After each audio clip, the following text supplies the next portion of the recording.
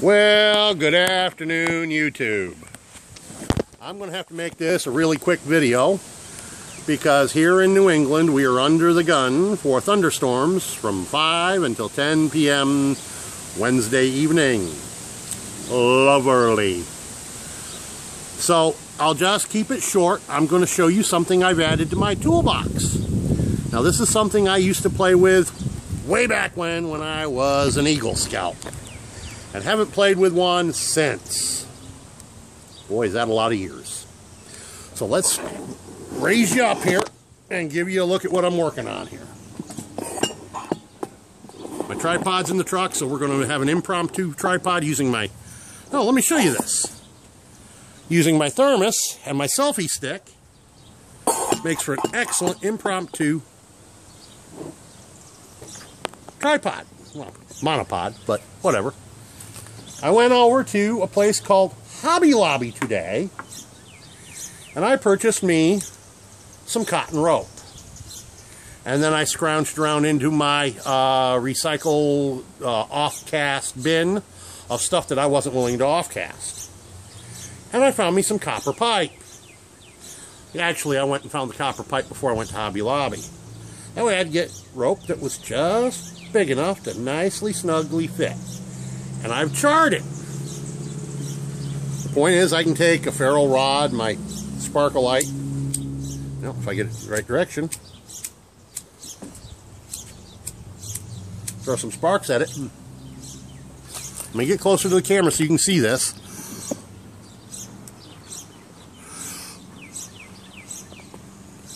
How do you like that? That, ladies and gentlemen, is called a slow match. And you can tuck that ember into a, I don't know, red cedar bark bird's nest. Bird's nest made out of pine needles. There you go, David. Any fibrous, dry material. Cotton. I don't care, whatever. And you can blow that into a flame. But it's got to be a bird's nest. It can't be dense like this rope is. Dense like it is, this will simply smolder for days. Or you can pull it down into the pipe and leave it set for a couple minutes, and that smolder goes out. Now this is what I call the whopper size. Takes a man to handle a whopper. But believe it or not, I also made a child size for them that can't handle a whopper yet. Yes, I've got them in Ziploc bags. Why?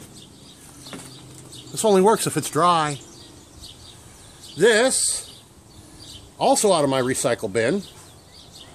I don't mean I send it to be recycled by somebody else. It means I find a way to recycle it myself. Oop. This used to be the steel tube that was supposed to protect the battery for one of those e-cigs. You know, screw on the little filter-looking doohickeys that had all the flavoring stuff in it. And when it was spent, you threw away the filter and put on a new one. This was the battery compartment. Well, the battery went to junk, and so I found a way to reuse it. And now the key here is, ladies and gentlemen, you cannot get this cotton to ignite from just sparks to create char. It has to already have been charred in advance, and unfortunately, not so good. So I didn't do such a good job of charring this one, so I'm going to have to char it again. But here's the point. You have this prepped and ready to go for when you need it in the future. And that's part of why you keep it down inside the pipe.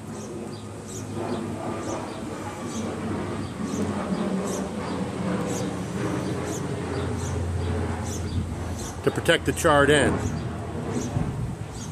And then you pull it down in there and you smother it. Okay? And that's the whole point right there.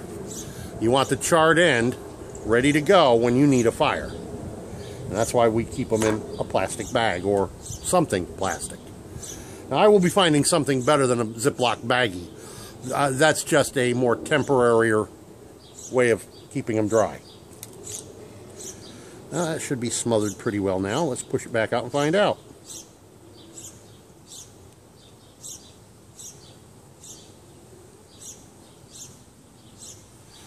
Now, a lot of these, you can buy these in a store.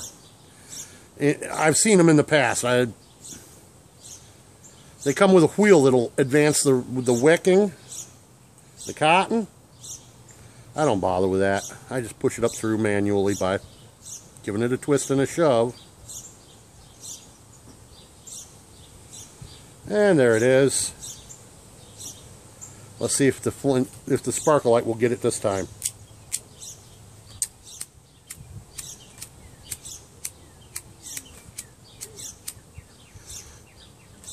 Looky there. And it was out.